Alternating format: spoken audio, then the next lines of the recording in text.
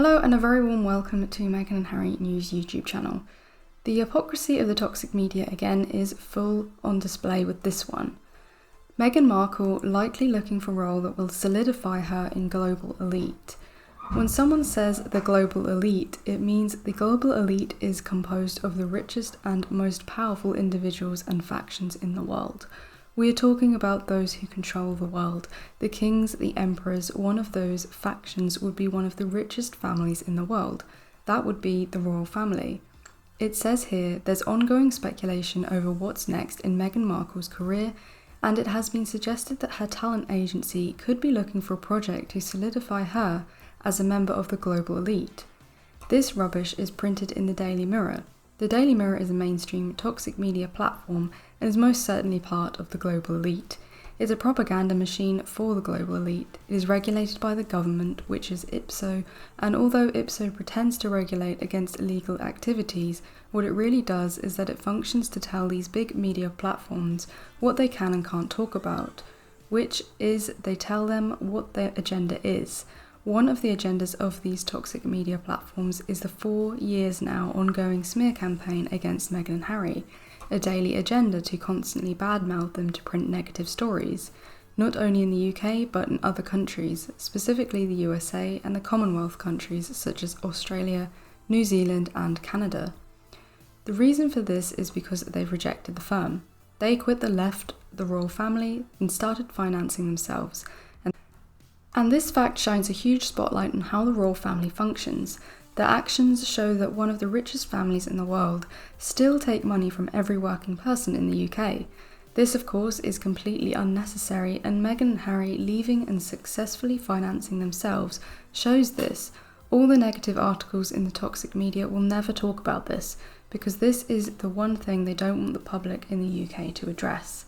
And that is why there is an ongoing international negative media campaign against Meghan and Harry, to make them figures of hate and to distract the public from ever thinking about that very obvious question: why are we paying for the royal family?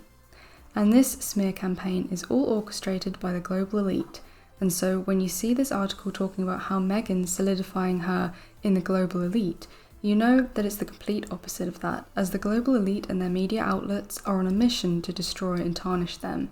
It's them who are the global elite. Unlike any global elite, they don't like anyone who is a threat to them or who exposes their ways.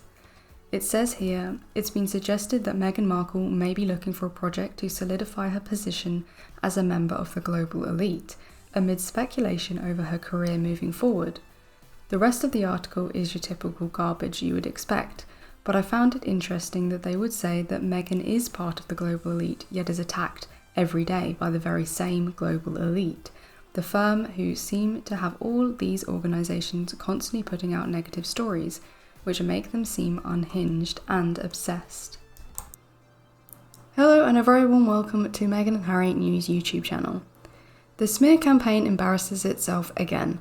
One of the royal rota's main henchmen, Richard Kay, is at it again with more embarrassing nonsense about how Charles is getting tough with Meghan and Harry.